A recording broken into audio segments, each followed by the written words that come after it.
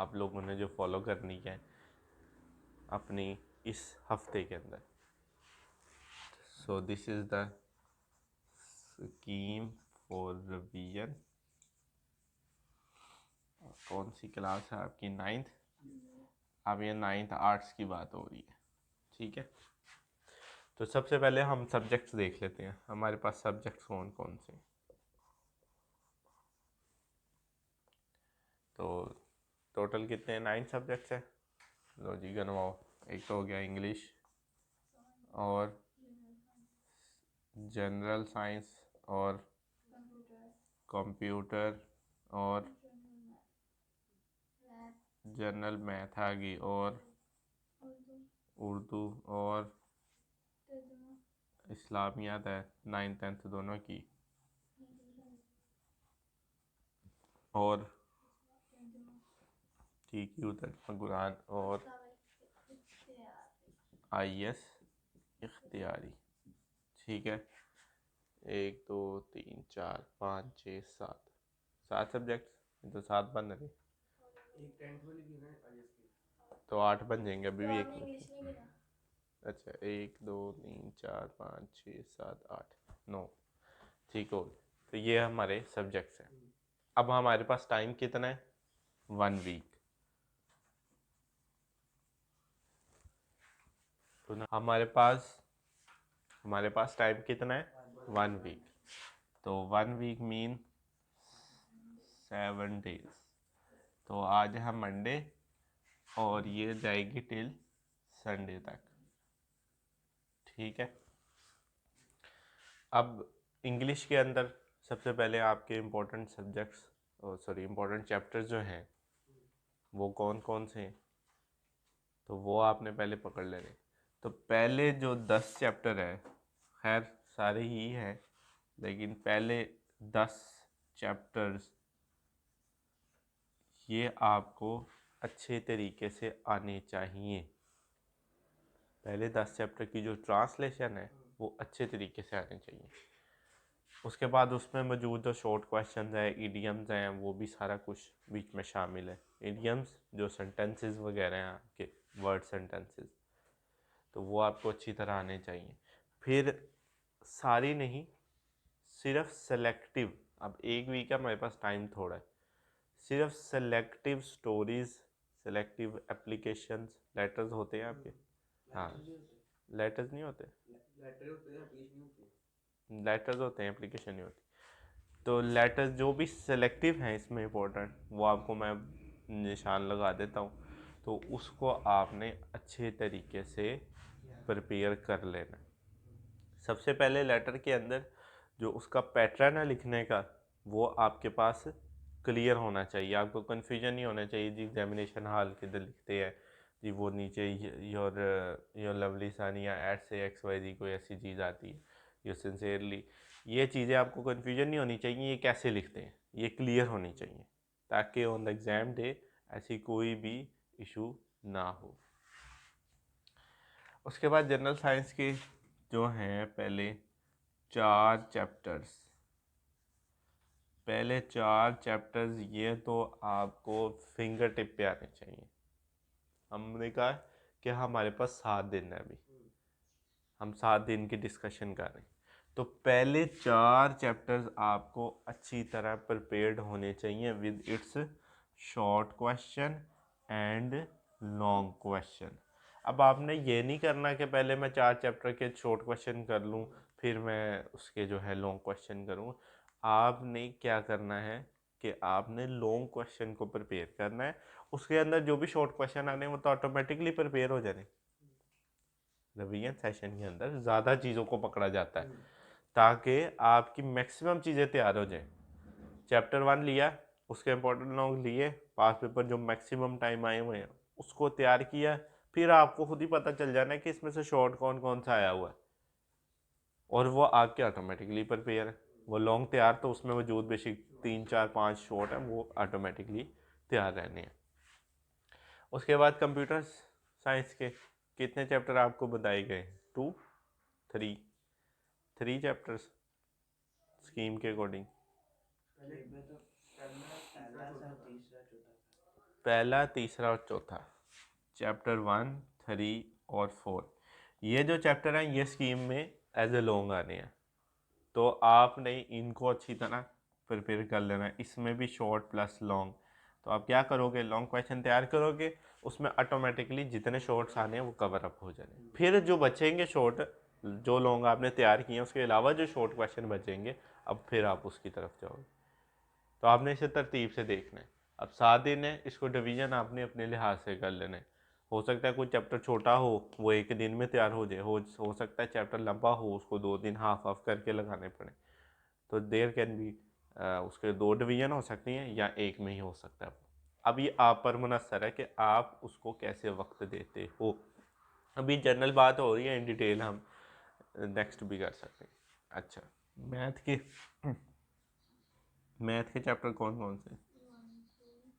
1, 2, 3, 4, 5, 6, ये वो चैप्टर हैं जो कि लाजमन करने हैं फॉर द लॉन्ग क्वेश्चन। तो ये वाले चैप्टर आपने फॉर लॉन्ग क्वेश्चन अच्छी तरह तैयार कर लेने हैं। वही बात, जब आप इसके सवालों की प्रैक्टिस करोगे तो उसमें जो शॉर्ट वाले आने हैं वो short as a short cover हो जाने हैं, जो लॉन्ग वाले आने हैं वो एज ए लॉन्ग कवर हो जाने। ठीक है, आपने तो मैथ में ओवरऑल तैयारी करनी। खैर, उर्दू के अंदर तो आपने सारी तैयारी करनी है, उर्दू इतना मुश्किल सब्जेक्ट नहीं है। इसमें एक चीज़ का लाजमन ख्याल रखना है, क्या चीज़? पैटर्न, लिखने का तरीक़ेकार आपको पता होना चाहिए जी। एक शेर की तशरीह अगर 1 से सवा या 1.5 पेज की लिखनी है, आपको पता होना चाहिए कि उसको कैसे पूरा करना है। अगर आपके पास कोई दरख्वास्त वगैरह है, तो खतूत वगैरह है, तो उसमें पता होना चाहिए आपको कि ये कितने सफ़ों का लिखना है, इसमें कैसे वर्डिंग लिखनी है, जो पैटर्न है लिखने का तरीक़ेकार है वो पता होना चाहिए। उर्दू की तैयारी मुश्किल नहीं है, आसान, वो पैटर्न मालूम होना चाहिए। इस्लामियत भी 9th 10th की, ये भी आप कंप्लीट करोगे, ये कोई मुश्किल चीज़ नहीं है। अच्छा, आप क्या करो, इसके दो 3 चैप्टर, 2 से 3 चैप्टर्स डेली करो। अब इसमें वो चैप्टर डजंट मीन जो होल बाब होता है, वो नहीं मैं बात कर रहा, उसके सब टॉपिक्स जो होते हैं, उसके जो सब टॉपिक्स हैं मैं उसकी बात कर रहा हूँ, कि वो चैप्टर्स कह लो या सब चैप्टर्स कह लो। ठीक है, कि वो चैप्टर्स के अंदर जो चैप्टर होते हैं छोटे छोटे बने हुए, ठीक है, सब चैप्टर्स, तो उसको आप 2 से 3 डेली करोगे, आपका सारा सिलेबस कवर अप हो जाएगा for the 9th and for the 10th दोनों के लिए। TQ आप एक सूरत पकड़ लो रोज़ाना जो आपकी है, उसको करते रहो आराम आराम से, वो भी हो जाएगा। इस्लामियत इख्तियारी के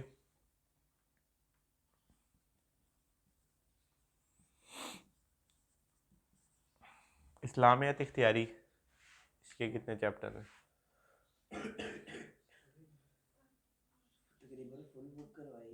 तो इसकी भी फुल बुक है। टोटल चैप्टर्स कितने हैं इसके? वही बाब वगैरह।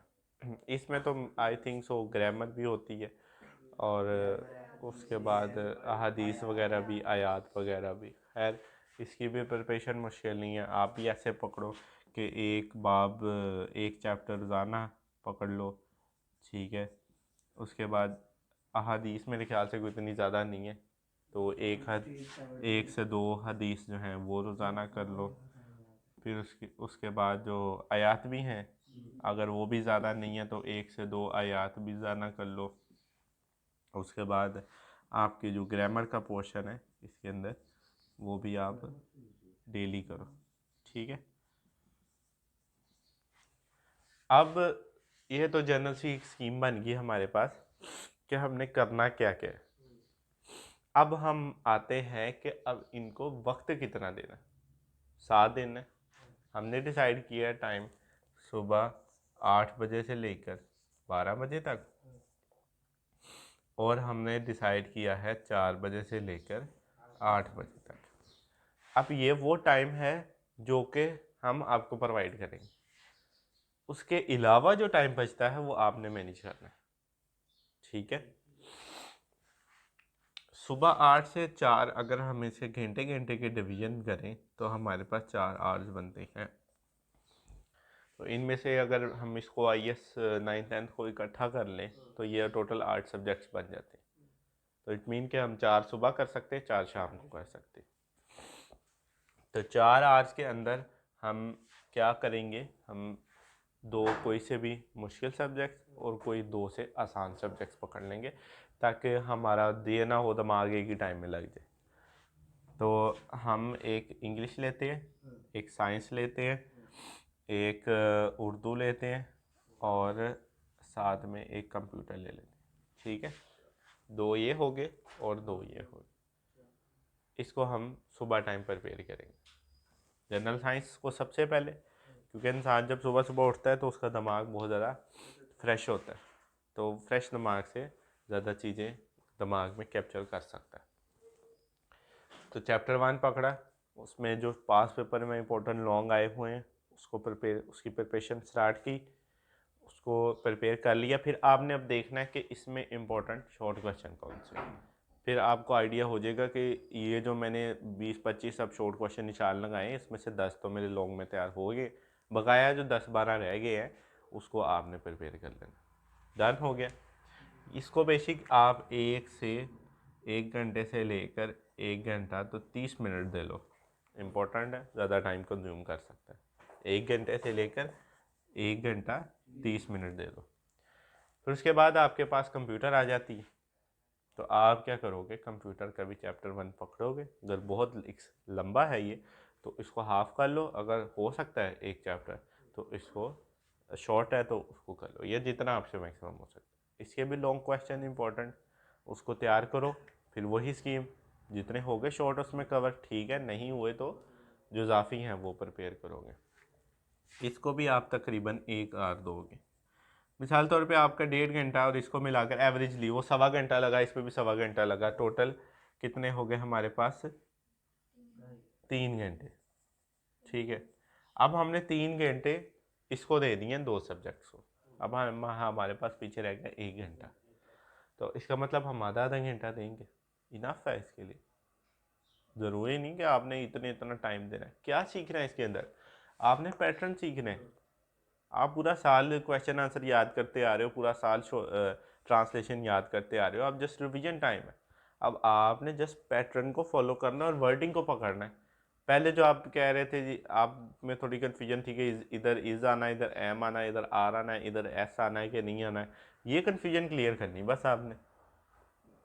आपने ये क्लियर करना है कि जी आपकी जो स्पेलिंग मिस्टेक किसी टेस्ट में हुई है वो यहाँ पर मैं ठीक कर लूँ, यही है। और क्या है इसके अंदर, नए सिरे से तो कुछ याद नहीं करना। जो सारा साल ट्रांसलेशन, शॉर्ट क्वेश्चन, ईडियम्स वगैरह याद किए हैं वो ही जस्ट प्रिपेयर करने दोबारा। अब इसके आप एक 2 चैप्टर पकड़ो, उसको तैयार करो और हाफ एन आवर, ठीक है, 30 मिनट्स। 30 मिनट्स एक इंग्लिश को दोगे, इसी तरह 30 मिनट्स उर्दू को दोगे। इसका वही अपनी मिस्टेक्स पकड़ोगे जो टेस्ट में हुई है, उसको सॉर्ट आउट करोगे। और इसमें जो मौजूद बाकी चीज़ें हैं, जिसको हम वो उर्दू भी या इंग्लिश भी कह सकते हैं, ग्रामर वाला पोर्शन, लेटर्स, रूटर्स, एप्लीकेशन, ये वो एक्टिव पैसिव वगैरह, वो हम सारे इम्पोर्टेंट वाले तैयार करेंगे इन 7 दिनों के अंदर। ठीक है, और बाकी 30 मिनट आप उर्दू को दोगे, उसमें भी ये करोगे, अहम अहम चीज़ें करेंगे और पैटर्न को देखेंगे। उसके बाद आ गया, ये तो 4 घंटे हो गए सुबह के, अब 4 घंटे शाम की बात करें।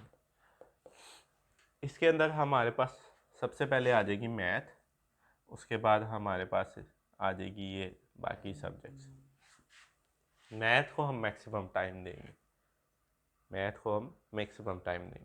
अगर आपको मिसाल तौर पे चैप्टर 1 अच्छी तरह आता था, आपने जो 1 घंटे के अंदर कवर कर लिए, ये नहीं है कि अब मैंने कर लिया आज के लिए तो काफ़ी। अगर आप में और पोटेंशियल है करने का तो थोड़ा और कर लो, आपने टाइम पूरा करना है अपना। ठीक है, हम इसको 1 घंटा और 30 मिनट देंगे सिर्फ, लाजमन मैथ को, लाजमन कह रहा हूँ मैं, 1 घंटा और 30 मिनट लाजमन मैथ को देंगे। और चैप्टर 1 पकड़ लिया, अगर आपको बहुत अच्छी तरह तैयार है तो आपने 1 घंटे में कर लिया चैप्टर 1, चैप्टर 2 की एक्सरसाइज कर लो ताकि कल के लिए आसानी हो जाए। हो सकता है कि आप चैप्टर 1 आपको टाइम मिल जाए, 2-3 चैप्टर दोबारा कवर कर लो 7 दिन के अंदर।